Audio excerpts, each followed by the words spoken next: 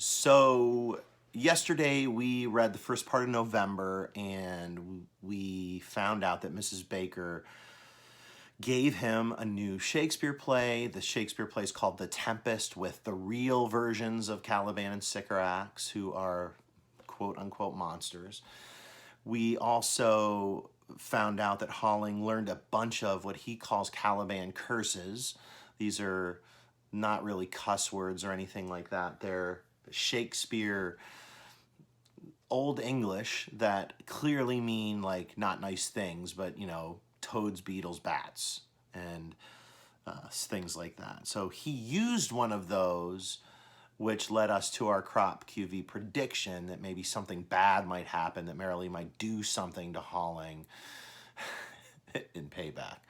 Let's find out if our prediction rings true. And I do want to just say here that predictions don't always have to happen right away. As a matter of fact, as long as you have a defense for a prediction, the prediction never actually has to happen. It just has to make sense. Because remember, we're making a prediction. We don't know what's going to happen. Now, I know what's going to happen, but I'm pretending that I don't. This is what a good teacher does. All right, here we go. Yes, we're all dodging, dodging, dodging, dodging. Yes, we're all dodging away through the world. We're all dodging, dodging, dodging, dodging. We're all dodging our way through the world. I tried not to show anything when Marilee put her foot on top of mine and pushed down as hard as she could.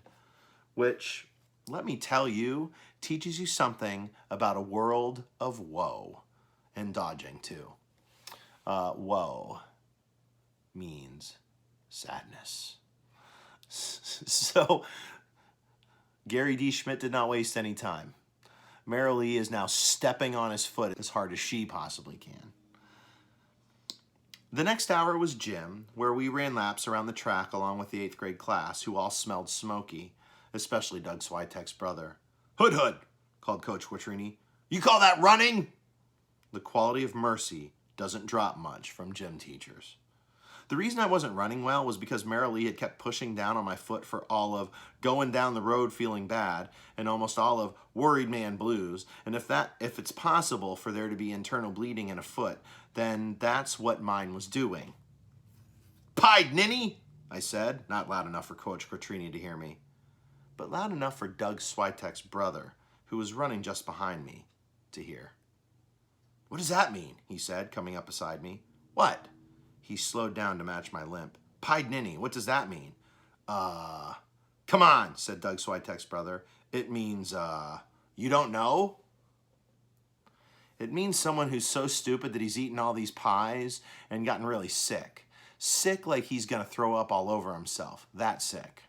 It was the best I could do while limping along with internal bleeding. "That's it?" he said. "That's it," I said. "Thanks," he said, and ran ahead. The scent of cigarette smoke lingered in the air. Now, for me, that's another great prediction spot. You could make a really good prediction about why Doug Switek's brother was going to ask that. Also, notice we still don't know his name. There's another character whose name we don't know, who we have talked about, and who Holling has talked with a lot. Who is that character?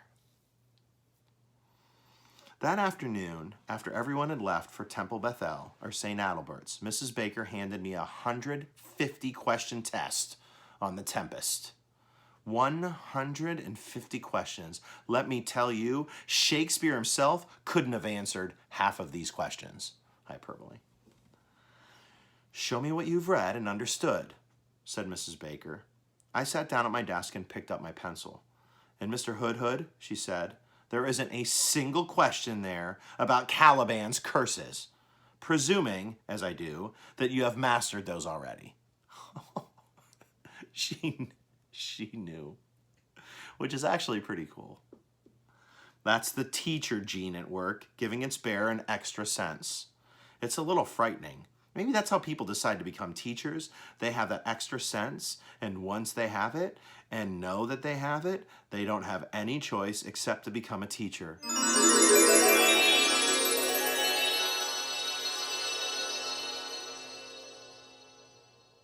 That's exactly right. Charlie Bennett, I know you were just thinking, Mr. Pete has that gene. I got to work.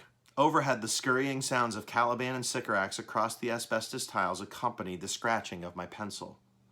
I handed the test in 5 minutes before the end of the day. Mrs. Baker took it calmly, then reached into her bottom drawer for an enormous red pen with a wide felt tip.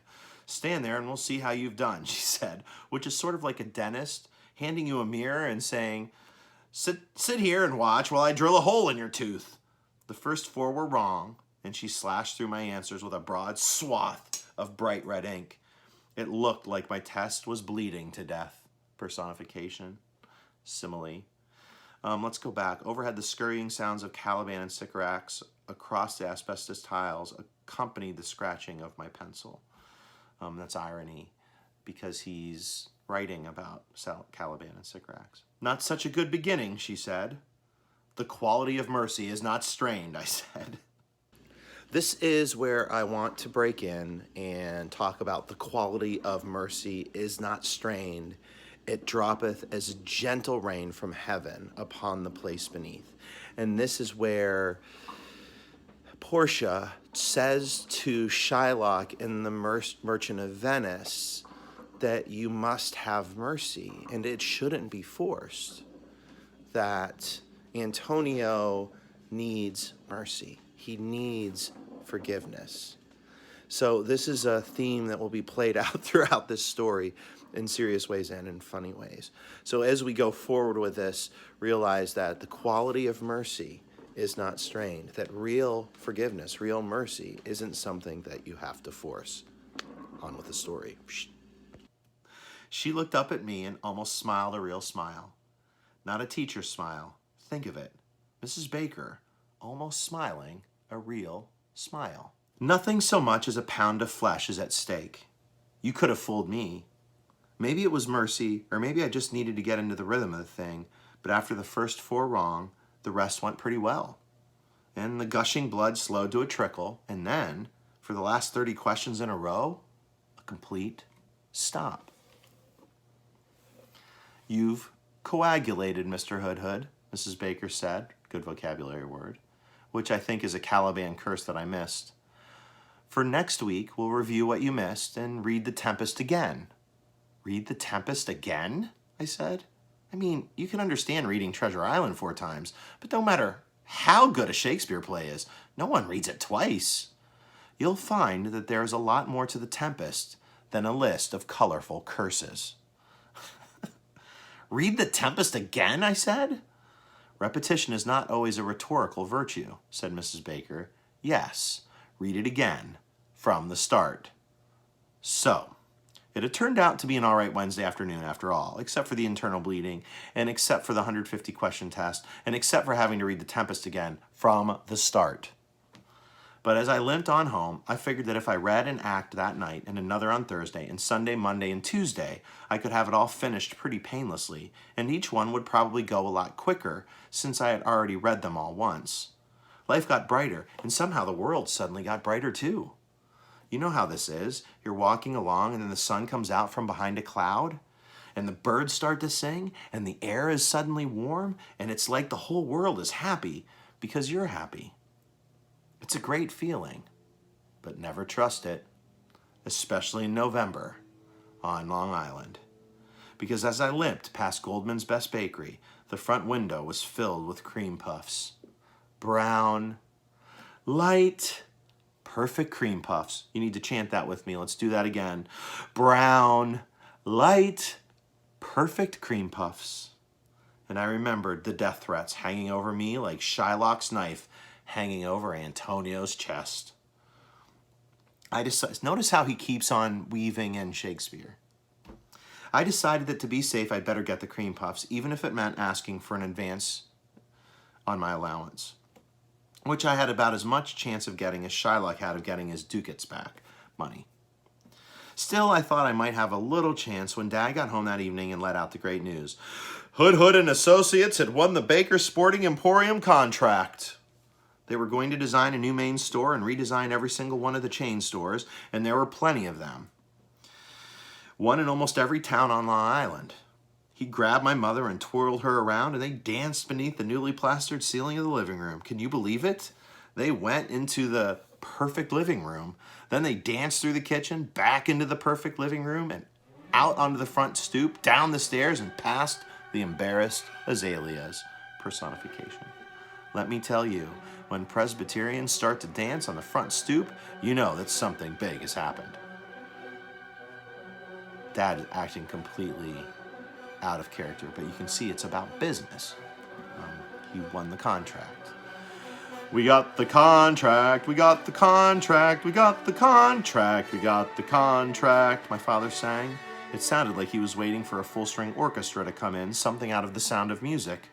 When he swept back inside, pirouetting my mother, it seemed the perfect moment to ask. So here's what I think. I think what needs to happen is you need to look up the word pirouette, and then you need to do it. And you need to video yourself doing it, and then you need to send it to me. I'm going to now demonstrate how to do a pirouette turn. I'm going to do a single turn and then I'm going to do a double turn.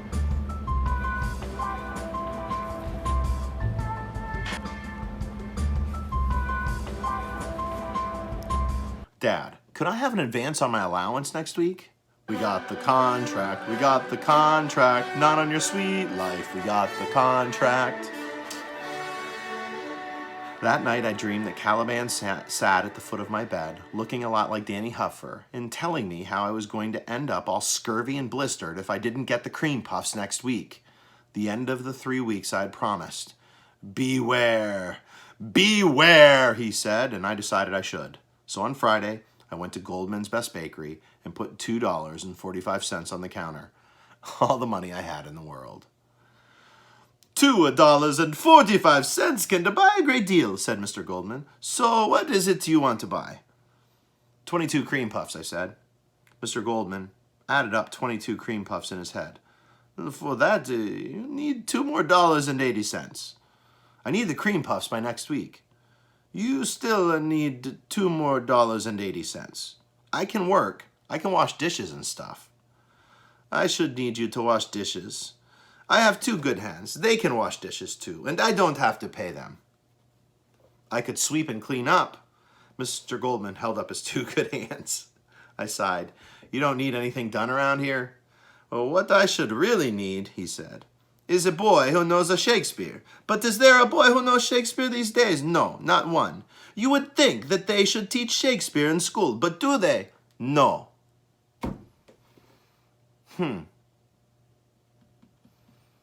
I bet you guys right now are thinking, I know somebody who knows Shakespeare. Mr. Pete. No, not me. Holling knows Shakespeare. There's some irony right there. Okay, I'm not kidding here. Mr. Goldman really said that. What I should really need is a boy who knows Shakespeare. Those words came right out of his mouth. I know Shakespeare, I said. Oh, sure you do, Mr. Goldman said. You still need $2 more and 80 cents. I do. Mr. Goldman put his hands on his hips. Show me some Shakespeare then. I went back to the Tempest, and not just the Caliban curses either, which is all that Mrs. Baker thought I knew. I spread my arms out wide. Now does my project gather to a head? My charms crack not, my spirits obey, and time goes upright with his carriage. How's the day? Mr. Goldman clapped his hands, really, and then he leaped up upon a stool behind the counter, and Mr. Goldman is not someone whose size encourages leaping. He clapped his hands again above his head, and a fine light flowering flew into the air, sort of like chalk dust. Irony. And a haze shimmered about his face. His voice changed, and when he spoke, it was as though he was chanting a high and faraway music. Honor the 6th hour, to which time, my lord, you said our work should cease. I spread my arms out even wider, and I tried to imagine long robes with sleeves that flowed down along the arms of Prospero. I did say so. When first I raised the tempest, say my spirit, how fares the King Anne's followers? The Anne's is not easy to say, but it came off pretty well, with about as much spit as beetles. Mr. Goldman clapped his hands again, and another shimmering of flower fell. Couldn't find together the same fashion as you gave in charge, just as you left them. Mr. Goldman climbed down from the stool and held out a still floury hand. His smile pushed his cheeks into round lumps. And that was how I got to be part of the Long Island Shakespeare Company's holiday extravaganza, which was opening next month. And how I got 22 cream puffs for $2.80, less than I should have, plus 2 more free since they come cheaper by the dozen. And it was a good thing. When Monday came and I walked into the classroom carrying a long box of cream puffs, it was pretty clear that Danny Hupfer and Merrill Lee and Doug Switek and my T would have been at me with daggers, looking for a pound of flesh if I had failed them. So now you can see he's connecting things to Shakespeare where he used to connect everything to Treasure Island. So you can see Shakespeare starting to ooze into his brain. But I want you to think about this. Like because of Shakespeare, he got these cream puffs. I set the box on the shelf by the window and opened it. 24 cream puffs. Chant, brown, light, perfect cream puffs waiting to be eaten after lunch. They're waiting. Seems like problem. Mrs. Baker didn't say anything, but all through English for You and Me, the buttery vanilla smell of the cream puffs wafted around the room with the circulating air, and even Mrs. Baker couldn't help but look at them. I saw her nostrils grow wide. Danny Huffer kept turning around and grinning at me. Merrill Lee pretended like she didn't care much, but she's a terrible liar. If lunchtime hadn't come when it did, we might have all gone wild, even Mrs. Baker. But finally, the school clock clicked to noon, and we crammed our sandwiches down our throats, and then Danny Huffer stood up and approached the chant, brown, light, perfect cream puffs, sort of reverently. Not just yet, Mr. Hupfer, said Mrs. Baker.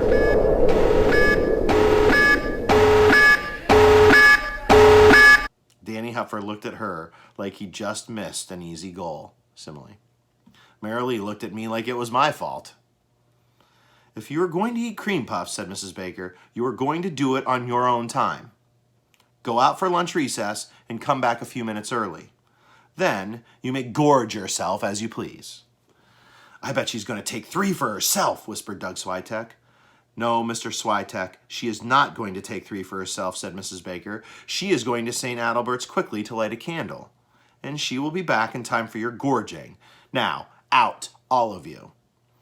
So, Catholics, usually if you go to a Catholic church, there's a place where you can pray with a bunch of candles. And what you do is you light a candle for someone or some people that you are praying for. So you can imagine who she's praying for. We also now know that she's Catholic. We went out. It was, of course, a cold November day on Long Island, and everything was, of course, gray. The sky, the air, the grass, the drizzle misting down, gray everywhere. We stood around in huddled groups, a little bit damp and still hungry because we had eaten so fast, and there were 24 cream puffs waiting for everyone back in the classroom. Chant, 24 brown, light, perfect cream puffs. They better be good, said Merrill Lee. They'll be good, I said. They better be really good, said Danny Hupfer. They'll be really good, I said. When there were only 7 minutes left in recess, Danny Hupfer declared that we had served our time. And even if Mrs. Baker hadn't come back yet, we deserved our cream puffs. So, like an unstoppable mob, like a tidal wave, like an avalanche,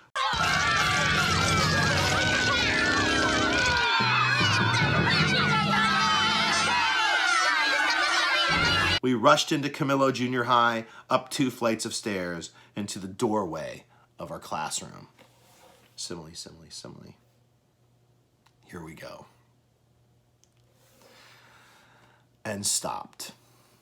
On the shelf, the long box of cream puffs lay ripped apart, and in the middle of the buttery, brown, light, perfect cream puffs stood Sycorax and Caliban. Up on their hind legs, their paws holding shreds of crust in their mouths. Their faces were covered with yellow vanilla filling and powdered sugar. Their naked tails were thick with it. Their scabby skin was slathered with it. Imagery, visualization. Then Mrs. Baker came behind us and peered in. The rats opened their snouts and clacked their yellow teeth at her. And Mrs. Baker screamed, "Strange stuff! The dropsy drown you, the red plague rid you, thrice double." Caliban curses. The last one I knew about, but I wasn't going to tell you about it because of what you'd think of me. Sycorax and Caliban understood the meaning of all those, I guess. They scurried out of the box, skidding in the vanilla cream, and leaped into the radiators. We heard them climb up inside the walls and scamper across the asbestos tiles. There was a long and absolute silence.